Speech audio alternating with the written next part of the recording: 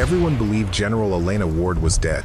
The government held a state funeral with full military honors, the kind of ceremony that fills a cathedral with brass and grief, and the particular hollow reverence that states perform when they need the public to accept a story without examining it too closely. The army erected a bronze monument in her likeness outside the capital's central barracks, her face rendered in metal that caught the morning light in ways the living woman never had idealized, and permanent and entirely safe. The man who betrayed her stood at the podium and wept, or performed the act of weeping with the practiced facility of someone who had spent decades learning to perform everything that mattered, and declared that the war was finally over, that peace had come at a steep but necessary price, that Elena Ward's sacrifice would never be forgotten. But then soldiers began disappearing inside the dense black woods along the northern ridge.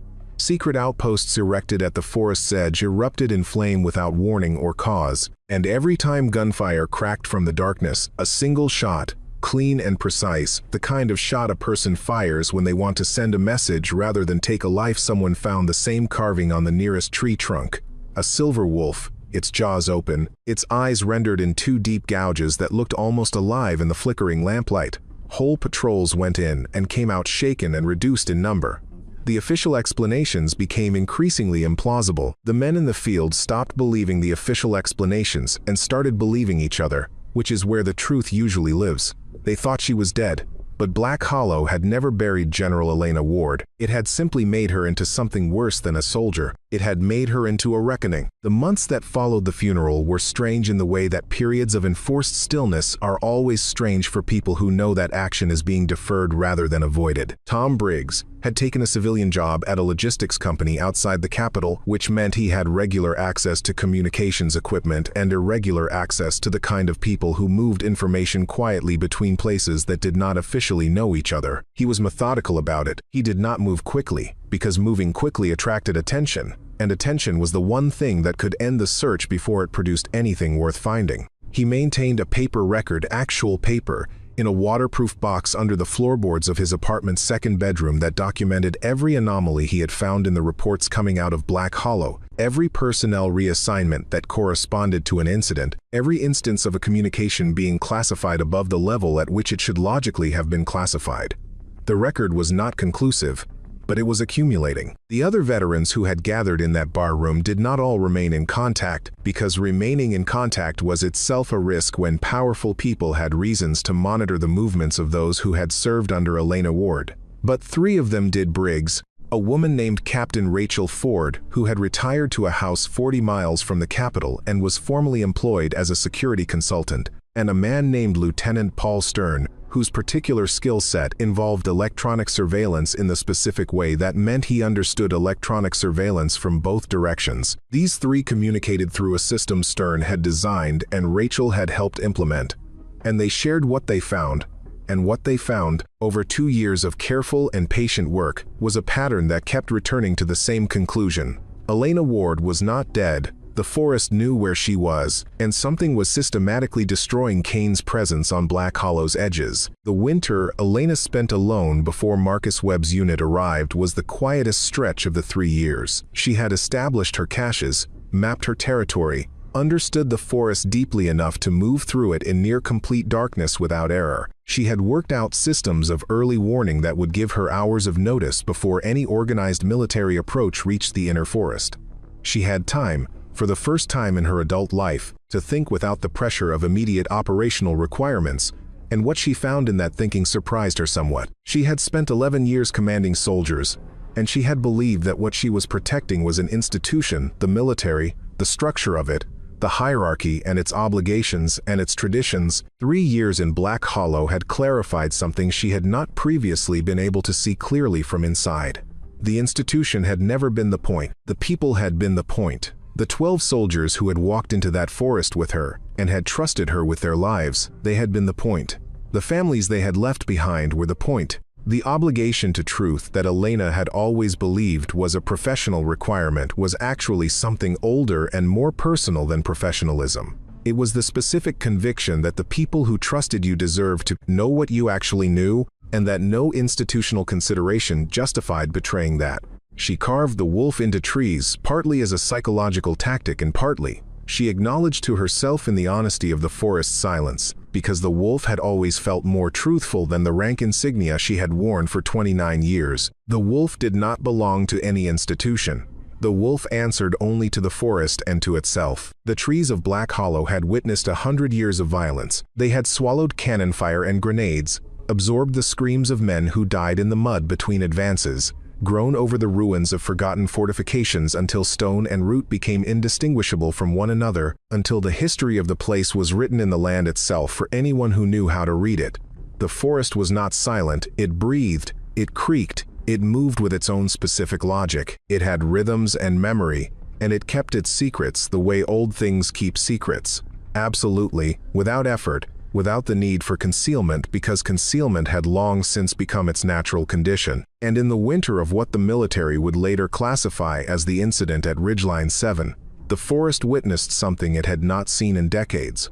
A woman who refused to stay dead. Elena Ward had commanded the 7th Tactical Division for 11 years. She had fought in 4 major campaigns on 3 different continents and had come home from each one with new scars and a more complete understanding of how power operated when it thought no one was watching. She had never lost a battle.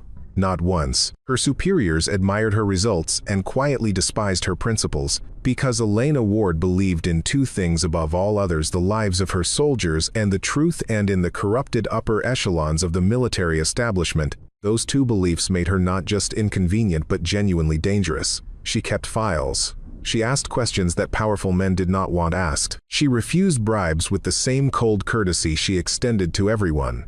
And her refusal carried a quality more insulting than any accusation, because it implied that she saw clearly and had decided that what she saw was not worth joining. The soldiers under her command would have followed her into the mouth of the earth without needing to be asked twice. They called her the Silver Wolf, not because she was cruel. Wolves are rarely cruel in the calculated human sense, but because wolves do not abandon their pack, and they do not yield their territory without a fight that costs both sides something real. When she walked through the barracks, men stood straighter without being ordered to. When she spoke in briefings, even generals twice her age fell quiet and listened carefully. She had earned every scar and every star in places where the hard way was the only way, and the men who feared her most were the ones who had never faced her across a battlefield and could only imagine what it meant to be on the wrong side of that mind. The orders that sent her into Black Hollow arrived 3 days before the ambush. They came through official channels, properly formatted, bearing the correct authorizations, and Elena reviewed them twice in her private office with the door closed and the lights low,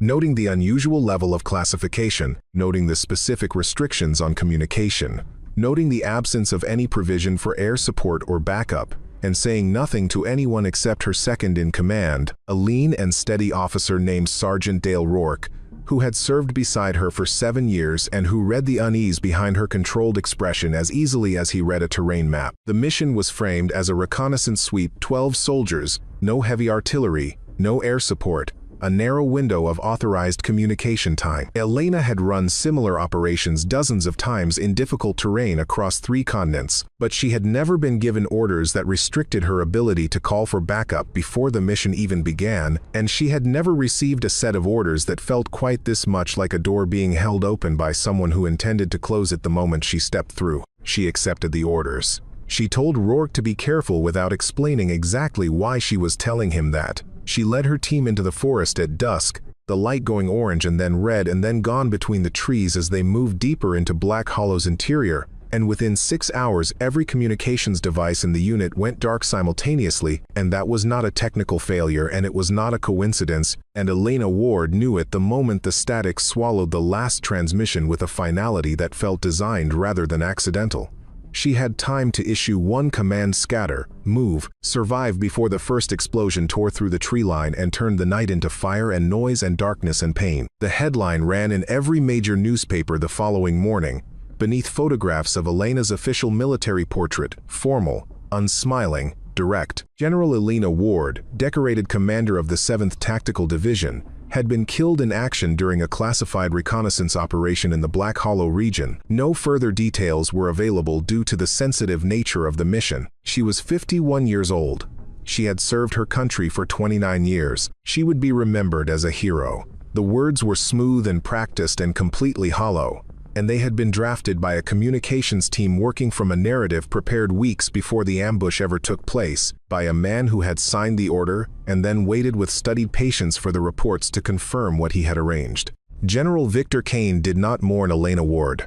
He arranged her funeral the way a property manager arranges a renovation efficiently, without sentiment, with careful attention to optics and the specific outcomes that good optics produced for men in his position. He wore his dress uniform with its cascade of medals, each one representing a moment in a career built on the competence of knowing how to position himself near genuinely talented people and take credit for what those people accomplished. He spoke at the podium about sacrifice and duty and the terrible cost of defending a nation's freedom, his voice carrying the practiced weight of emotion that never quite reached his eyes. He accepted the condolences of foreign dignitaries and political allies with a grave and appropriate sorrow, shaking hands and bowing his head and saying the right things in the right order at the right moments. And when the cameras turned away and the last mourner filed out of the cathedral's heavy stone doors, he walked directly to his private office, poured himself a glass of aged bourbon, and allowed himself a single slow exhale of pure relief.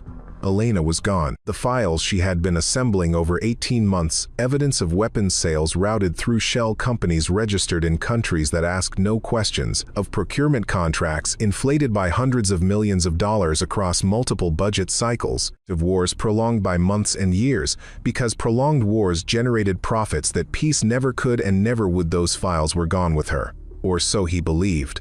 Kane had been maneuvering for Elena's position for 4 years, moving pieces on a board that most people could not even see, cultivating relationships and manufacturing vulnerabilities and waiting with the patience of a man who understood that the right moment was worth waiting for. He was intelligent enough to recognize that Elena could not be bought and politically experienced enough to understand that the only alternative to purchase was elimination. The ambush at Ridgeline 7 had been arranged through 3 layers of intermediaries, each insulated from the next by careful design, and the explosion had been large enough that no complete remains were recovered from the blast zone.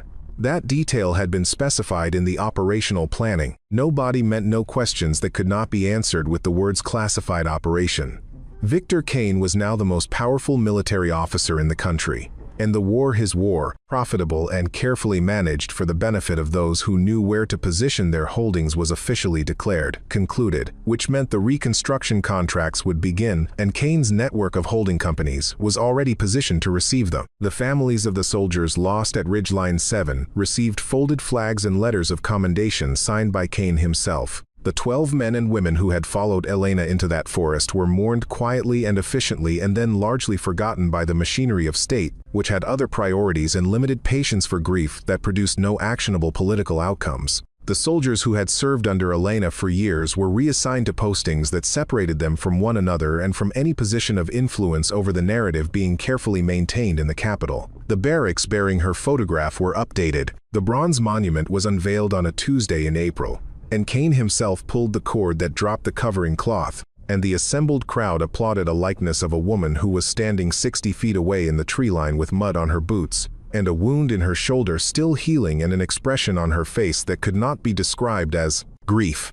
In the weeks following the funeral, a small group of veterans who had served directly under Elena Ward gathered informally in the back room of a bar 3 miles from the capital's eastern checkpoint. They were 8 in number, scarred and quiet, and possessed of the specific stubbornness that long military service either breaks entirely or makes permanent. They did not believe the official report, not because they had evidence, not yet, but because they knew Elena Ward, and they knew that Elena Ward was not the kind of soldier who got caught in an ambush she had not anticipated and had not at least partially planned for. One of them, a former signals officer named Tom Briggs, had managed to intercept a fragment of a transmission from the Black Hollow region, garbled and partial but unmistakably structured in the specific code pattern Elena had developed for her unit's internal communications. He sat with that fragment for 3 days before bringing it to the others.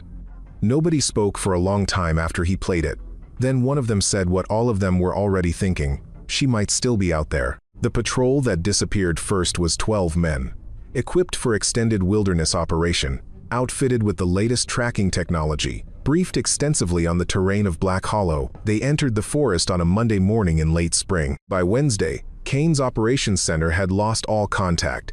The search team sent to find them found nothing: no equipment, No footprints in the soft ground near the tree line, nothing except a single military boot positioned upright in the center of a clearing, like a statement rather than a clue, and carved into the trunk of the nearest oak, a silver wolf, its lines clean and deliberate and fresh cut, the pale wood still showing at the edges of each gouge.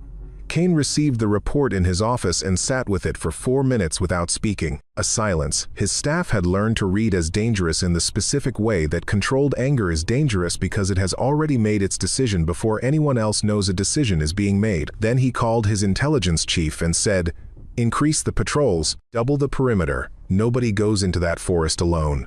3 weeks later, a fire base at the eastern edge of Black Hollow went dark at 2 in the morning. Not an explosion, just silence. The generators kept running. The lights stayed on. Every soldier in the installation had vanished, and the radio equipment had been methodically disassembled and stacked in the center of the operations room with a care that communicated something very specific about the person who had done it. And on the wall, drawn in ash from the firebase's own stove, was the wolf again, larger this time, its lines clean and deliberate and unhurried. Soldiers were refusing night assignments near the forest. 2 had gone absent without leave. A young private named Carter had submitted a formal report stating that he had seen a woman at the tree line moving fast and low, pausing to look directly at him for a moment, disappearing before he could raise his weapon. His report described her face. It matched a face that had been on a bronze monument for 3 years. His report was classified within 4 hours, and he was reassigned within 2 weeks, but the stories were already spreading the way stories always spread among military personnel, quietly, persistently, with a momentum that no amount of official classification could fully interrupt. They said the general had come back. They said Black Hollow was haunted. They said the silver wolf was hunting, and that she never missed, and that she chose very carefully who she let walk back out of the trees. Elena Ward was not a ghost. She was cold, often, in the months when the forest dropped below freezing, and the resources she had cached were not quite enough for comfort, only enough for survival, which she had decided early on was sufficient. She was in pain for longer than she would ever admit to anyone, because the explosion at Ridgeline 7 had thrown her 30 feet into a ravine, and the fall had broken 2 ribs and torn the ligaments in her left shoulder and left her unconscious in a shallow stream bed with cold water running over her hands. She had come to in near darkness with the sound of water nearby and the smell of smoke above her, and she had performed a systematic physical assessment the way she had been trained, checking functions from the extremities inward, cataloging damage, prioritizing what needed immediate action against what could wait. She had concluded that she was injured but not dying. She had begun to move. The people who found her were not soldiers. They were a small group of individuals who had chosen to live in the deep interior of Black Hollow for reasons that had nothing to do with Elena Ward, and everything to do with a determined preference for being left alone by the systems that surrounded the forest. They were wary of her initially, which was reasonable. She had arrived wounded and armed and wearing a uniform that several of them had reasons not to trust. She stayed still when they approached. She kept her hands visible. She spoke quietly and directly, asking only for what she needed, accepting what was given without excessive gratitude or complaint. Over weeks and then months, the wariness became something else, not quite friendship, but a practical and dignified mutual respect, the kind that forms between people who have independently arrived at the conclusion that honesty is more efficient than pretense. They helped her heal. She helped them with what a trained soldier could offer. The older woman, among them a lean, sharp-eyed person named Ruth, who communicated in short sentences and appeared to require very little sleep, brought out a battered portable television one evening and showed Elena the broadcast she had recorded. A stone monument, a bronze face, Kane pulling a cord and smiling his careful smile. Elena watched without moving. Then she sat quietly for 10 minutes. Then she said, "They buried me too early." Ruth looked at her for a long moment and said, "Then don't stay buried." Elena spent the next 2 years learning Black Hollow completely, the ridge systems, the acoustic properties of the gorges, the angles that made a single shot seem to come from 3 different directions simultaneously, every entrance point, and every natural choke point. She built caches at intervals throughout the interior. She prepared with the same methodical thoroughness she had applied to every campaign of her career. And when she was ready, when Black Hollow had become not just a hiding place but a weapon she knew how to use, she began to use it. Maya Reyes had been an investigative journalist for 11 years and had learned early that the stories most urgently buried were the ones most worth excavating. She had written about defense procurement fraud before smaller cases, complicated enough to confuse most readers, significant enough to matter to those most affected. The Elena Ward story had been pulling at her for 2 years, since she first noticed the specific pattern of classified reports from the Black Hollow region, not their content, which she could not access, but the metadata surrounding them. The classification timestamps, the personnel reassignments that followed each incident, the unusual frequency of incident filings from a region officially designated as uninhabited. She had cross-referenced reassignment records with service histories. She had found Tom Briggs, after 3 meetings in different locations, and a great deal of careful conversation, had given her the transmission fragment, authenticated by 2 independent signals experts. When the note appeared on her windshield, a folded piece of paper with coordinates, a time, the words, "Come alone, tell no one," she had driven to those coordinates without hesitation. The woman at the cabin's rough wooden table looked up at Maya with the expression of someone who has been watching from a distance and has decided the time for distance is over. Maya stood in the doorway for a full 10 seconds. She stepped inside. She closed the door. She said, "You are real," Elena said.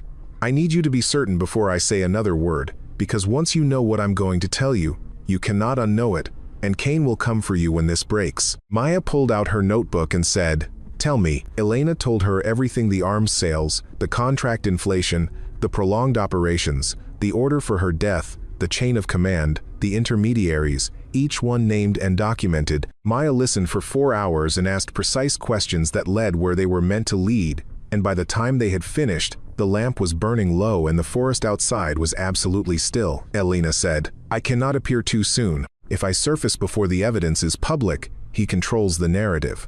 He will have me arrested, tried, discredited, whatever it takes to bury the story long enough to destroy the proof." Maya said, "How much time do you need?" Elena said, "Not much. The forest has been keeping him extremely busy." Cain's Special Operations Unit arrived in Black Hollow on a Thursday in early autumn. 40 soldiers, the best he had remaining after the desertion of several units and the quiet refusal of 2 commanders who had read the reports and made their own calculations. Their leader was Colonel Marcus Webb, who had spent 8 years learning warfare from Elena Ward personally, which made him the most qualified officer Cain could send, and simultaneously, though Cain did not fully appreciate this, the most dangerous choice. Webb had trained under Elena long enough to know that her tactics were not predictable from outside, that she thought in systems rather than individual moments, that she never placed a trap where you expected one and always placed 3 where you expected none. He led his unit into the forest with that knowledge sitting heavy in his chest, alert in ways the other soldiers were not, watching the terrain for the signatures of a mind he knew intimately. They moved in formation. They swept the designated sectors. On the 3rd day, a cache was found: supplies, equipment, organized with the specific neatness of a person who has done this for a long time and knows that disorder is a liability she cannot afford. As his men processed the find, the hillside above them detonated in a controlled series of charges not aimed at the soldiers, aimed at the ridge, bringing down a section of scree that sealed the main exit route with 3 feet of stone and earth. Webb looked at the blocked route and then at the terrain around him and understood with the clarity of someone reading a text he had studied for years that they were inside a space Elena had defined, and that every move they made from this point forward was being watched and evaluated, and had already been anticipated. He ordered a halt. He stood in the center of his formation and spoke to the forest without addressing any specific direction. "I know you are watching. I know who you are. I know why you are here, and I know what was done at Ridgeline 7 because I read the classified reports and I drew the same conclusions you did 3 years ago, and I have been waiting," he said. "Half this unit came to me in the last 2 months and said they were not sure they could execute orders that involved engaging a woman who was set up and left for dead by the man who gave those orders. I told them to hold their positions. I told them I would handle it. I am handling it now," he said her name. The forest did not answer. The wind moved through the upper branches. 30 seconds passed. Then, from very close enough that she could have been there the entire time, standing behind the nearest tree, listening to every word, a voice said, "You're standing in the wrong place, Marcus." 2 soldiers on the formation's eastern edge dropped simultaneously into a concealed pit unhurt, captured, their weapons gone before they finished falling. And Elena Ward stepped out of the shadow of a Douglas fir with a rifle slung across her shoulder and an expression that contained nothing theatrical and nothing soft, just the specific quality of someone who has been waiting a very long time for a conversation to begin and is now ready to have it. Marcus Webb looked at her for a long moment, then he looked at his unit, then he lowered his weapon, slowly and deliberately, and said, "We are with you." 40 soldiers lowered their weapons behind him. The forest was quiet around them all. The silver wolf appeared on walls across the city on a Wednesday morning. Not organized, not coordinated by any single identifiable group. Just people who had heard the stories filtering out of Black Hollow for months and had decided to make a statement in the way people make statements when they have been told for too long that what they know to be true is simply not true.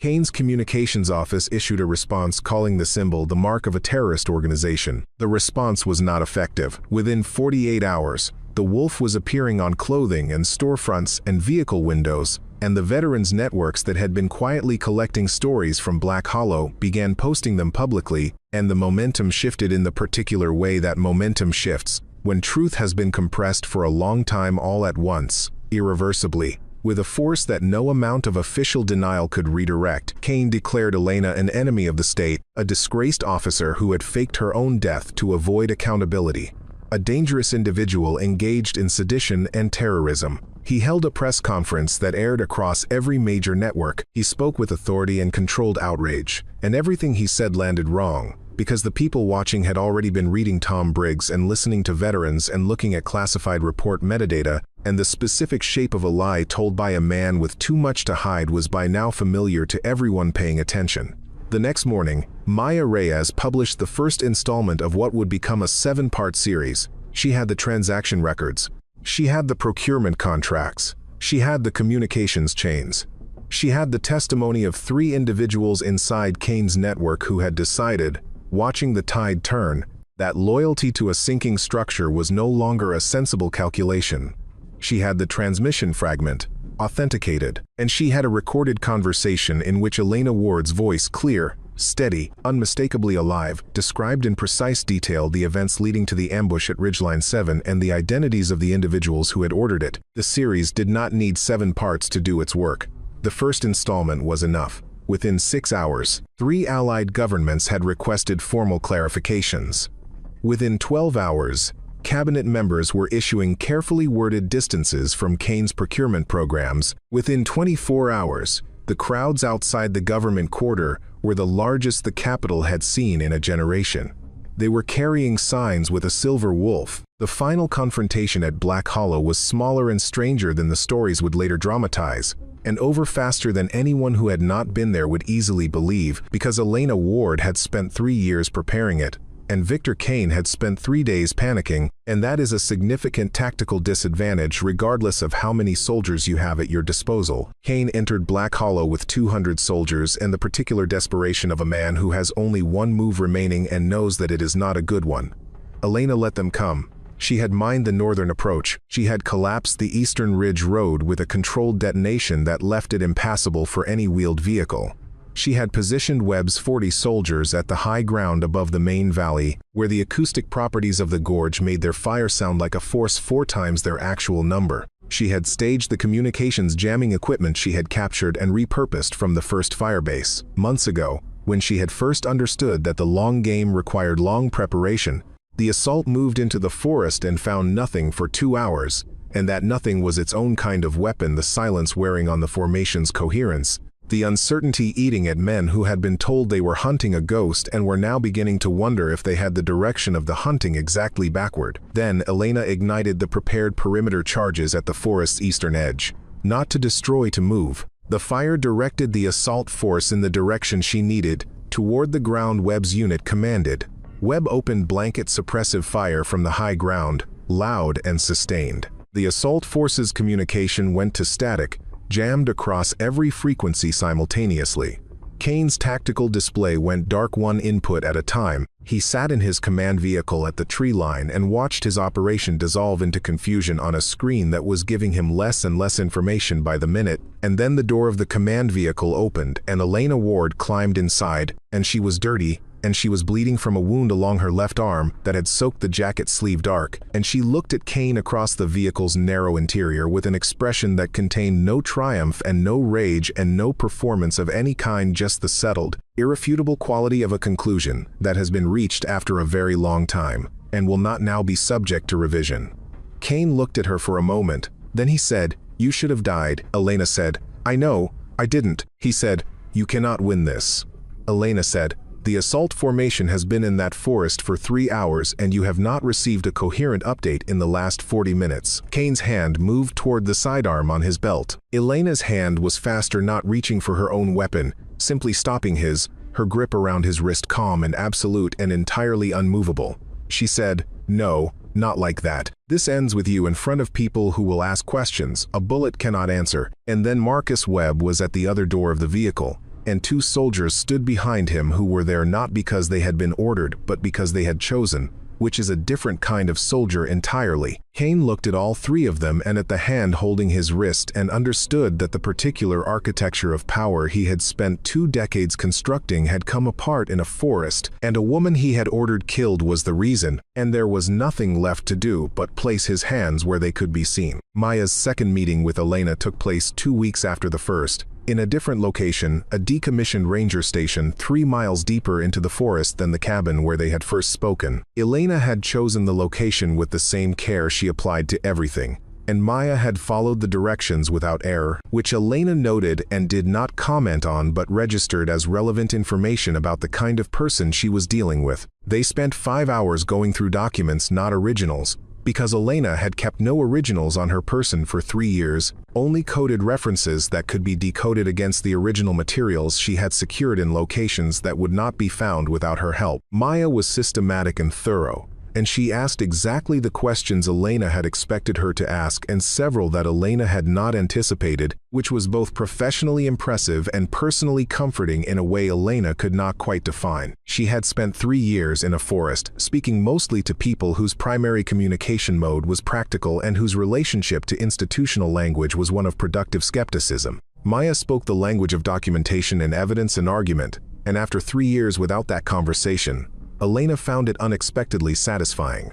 On the walk back through the forest, because Elena walked Maya out, which Maya did not fully appreciate as a protective measure until she thought about it later, Elena said, "I have been in this forest for 3 years, and I have not spoken to someone from outside it in the way we have spoken today for that entire time." Maya said, "Is that difficult?" Elena considered the question with the seriousness it deserved, walking quietly for a moment through the dark between the trees, and then said, "It is clarifying."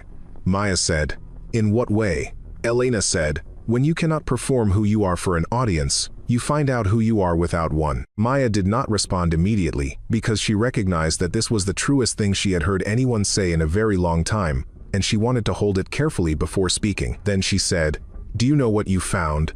Elena said, "Yes." They walked the rest of the way in silence that was not uncomfortable. The weeks between the publication of Maya's first installment and Kane's arrest were the most volatile the capital had experienced in 20 years, and Elena watched them from inside Black Hollow through the fragmentary transmissions that Webb's communications officer intercepted and decoded and delivered to her each morning on a folded sheet of paper. She read each sheet carefully and then burned it in the small fire she kept for cooking, and said nothing for long stretches of time after reading. And Webb learned to give her those stretches without filling them with conversation or analysis, because he understood as someone who had been trained by her that the silence was not emptiness but work, that she was running the situation through every possible sequence of outcomes and deciding which levers to pull and which to leave alone and when. The political situation was moving faster than she had conservatively planned for, which was good, but fast movement also meant unexpected variables, and Elena Ward was not someone who was comfortable with variables she had not anticipated. She revised her timeline twice in the space of 5 days. She met with Webb each evening to update the operational plans for the forest confrontation that she knew was coming, because she knew Kane, and she knew that a man like Kane, watching his political architecture collapse, would eventually decide that the only path remaining was a physical one, that if he could remove the source of the problem would stop producing consequences. He would come into the forest. She had always known he would come into the forest. She had been waiting for it for 3 years. The morning after the confrontation, when Kane was in custody and Webb's soldiers were emerging from Black Hollow in small groups, blinking in the early light with the particular expression of people who have been somewhere dense and dark for too long and are recalibrating their eyes to a larger world, Elena sat on a fallen log at the forest's eastern boundary and listened to the sounds of the open country beyond the trees for a long time. Birds she did not hear inside the forest. The distant sound of a vehicle on a paved road, wind moving differently than it moved among the trees faster, without the forest-specific friction. She had been in Black Hollow for 3 years, and it had given her everything it had to give, and she had used it with gratitude and precision.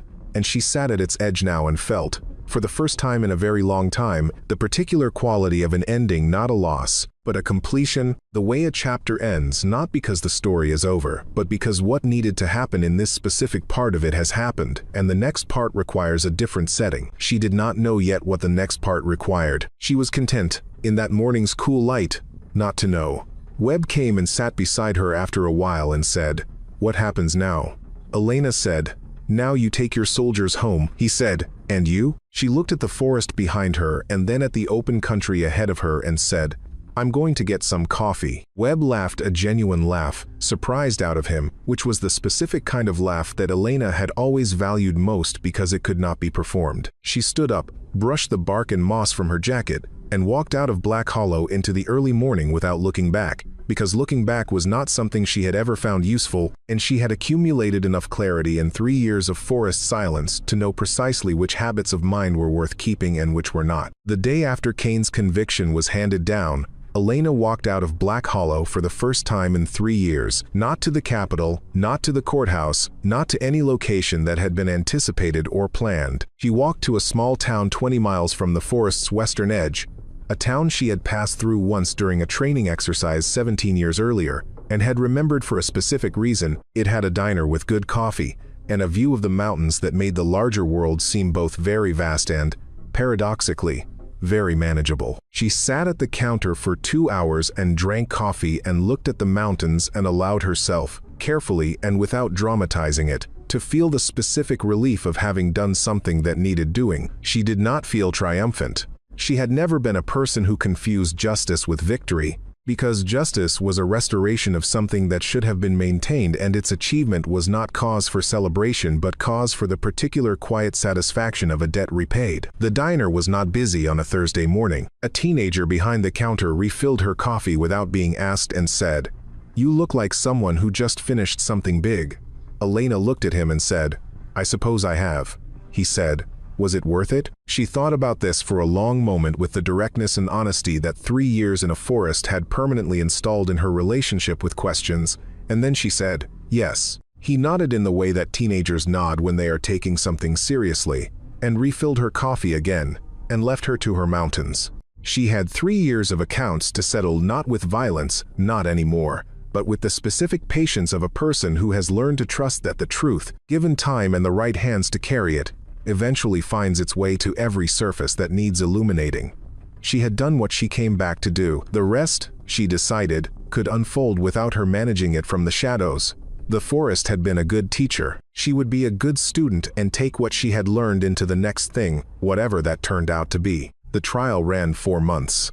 The evidence was extensive and meticulously documented. Victor Kane was convicted on 37 counts: conspiracy, illegal weapons trafficking, fraud against the government, and the ordering of the deaths of every soldier lost at Ridgeline 7. He was sentenced to serve the remainder of his natural life in a federal correctional facility.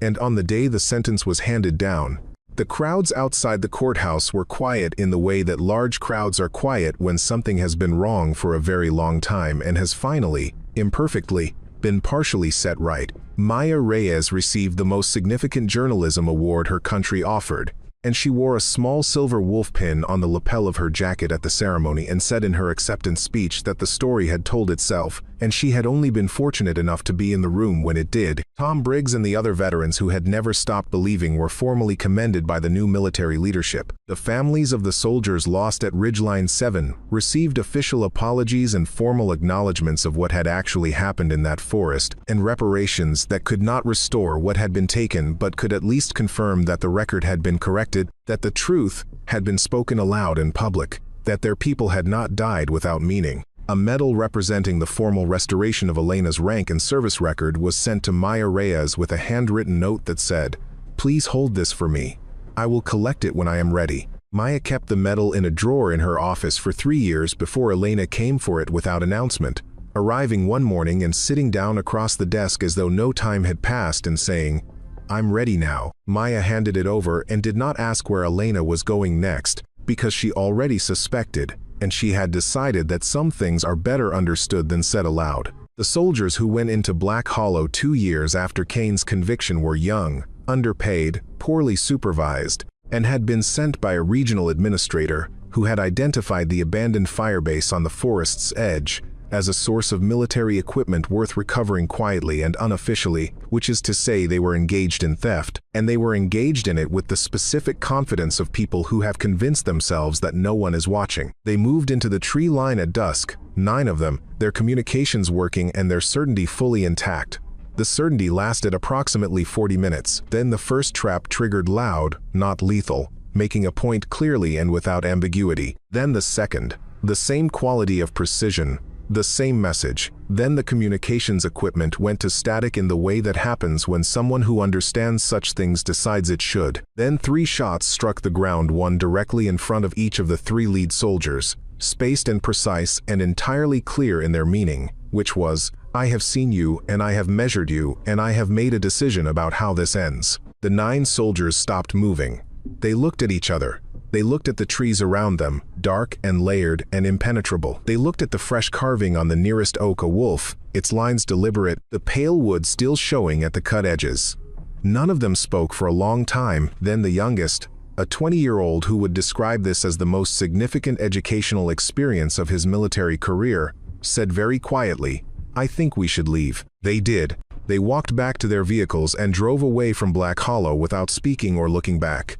And the forest was absolutely silent behind them. And somewhere in that silence, in the dark between the trees, something watched them go with the patient attention of a person who has all the time she needs and knows exactly what she is watching for. The regional administrator who had sent them was found to have been engaged in a range of financial irregularities documented and reported before the following sunrise, and he always maintained that the timing was coincidental, and no one who had been in that forest believed him, and no one who heard the story later believed him either. They said she was still out there. They said the forest was still hers, had always been hers, would remain hers for as long as she chose to be in it. They said that if you entered Black Hollow with wrong intentions, the forest knew, and it would tell you so in terms that were absolutely unambiguous, and behind the forest was the silver wolf, and she had never stopped watching. And she never would. They thought the general had died once before. Black Hollow had always known better than that.